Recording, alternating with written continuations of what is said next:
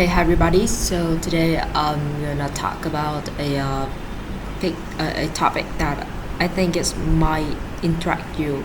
It is how to use expert and when not to. So we come to the outline. We have 5 parts here. The part one is why do we prefer expert opinions? The next one is there any problems? The third is can expert be wrong? And the fourth, address the problem. Here we will, use 3 strategies to address the problem. I think it will work. And finally, it is the conclusion as normal. Okay, so we come to the first part. Have you ever asked yourself that why we always prefer expert opinions, right?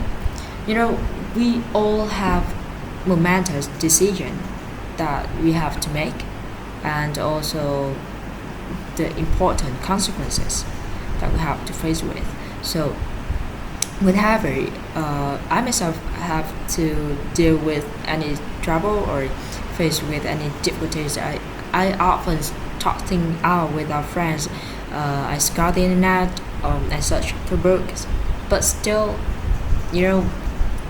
I tend to listen to expert opinions. Yeah, because I feel, secure. I always think that they can better perceive, they can come to more accurate conclusion, and especially in the world of data deluge and extreme complexity. If you have a clear instruction of expert, like they show you clearly what you need to do and what you should do, you will feel insecure. I think it is an absolute thing that you can feel. So, but is there any problem if you just follow the instruction without your consideration and adaptation? Right. So we come to the next part. We will we define some problems that you can meet. I think it is a big problem with a potential dangerous consequences, because we not only listen to their advice, but we become addicted to expert. We addicted to certainty, their assuredness and definitiveness, and simultaneously we stop thinking and we stop applying our knowledge to solve the problems, which is straight out this decision making part of our brain off. And I think it is not a good thing that you just follow one thing that even you're not sure that whether it is true or not, right? So there's a question that can expert be wrong sometimes. So yes, do you know that doctor misdiagnosed 4 times out of 10? And there is 2 examples that I mentioned.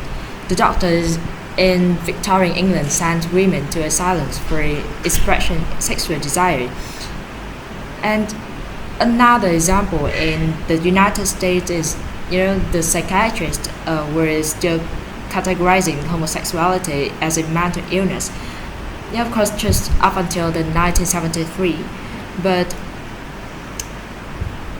I think it is enough to show us that why we have to stop kowtowing to expert, and why we have to sometimes we have to rebel their expert opinions and straight out independent decision making capabilities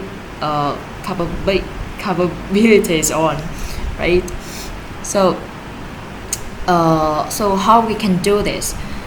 We will here use 3 strategies to address the problems. And the first one is, just be ready and willing to take expert on.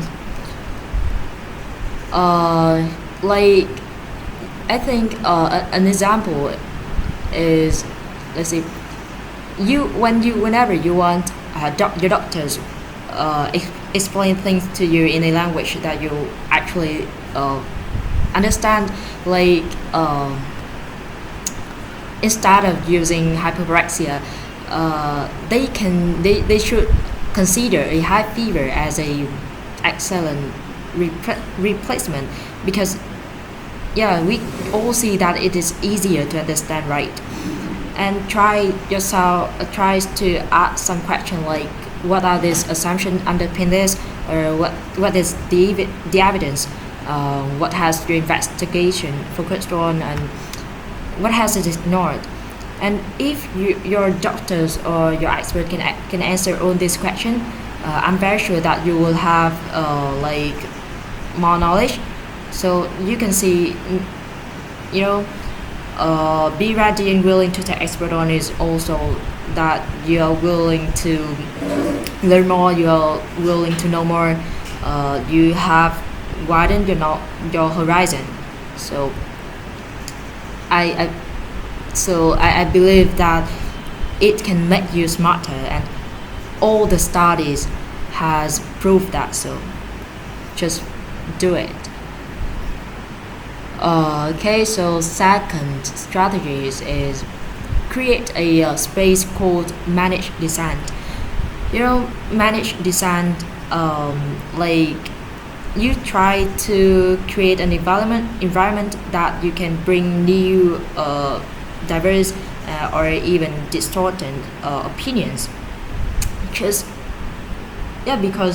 there's one saying that I really love, is that progress is not only come from the creation of ideas, but also come from their distractions. So just feel comfortable to give your opinions, and maybe it's different, but you can learn something from that.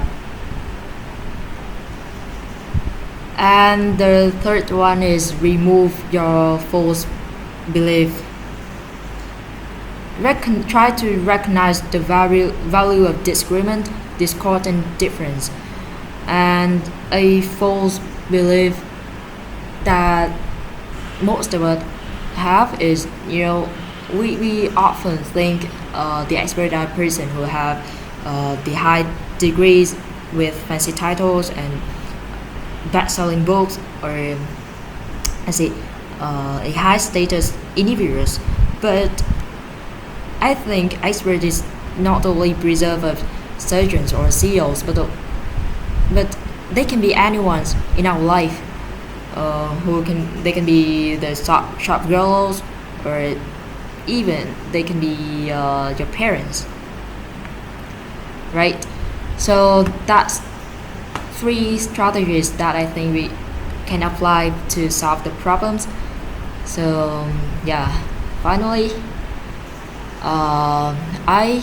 here I sum up 3 things I have discussed: is embracing dissent, taking expert on, democratizing expertise, rebellious strategies, and I think maybe by applying this thing, it can serve you better whenever you have difficulties, or you have to deal with very confusing times in your life.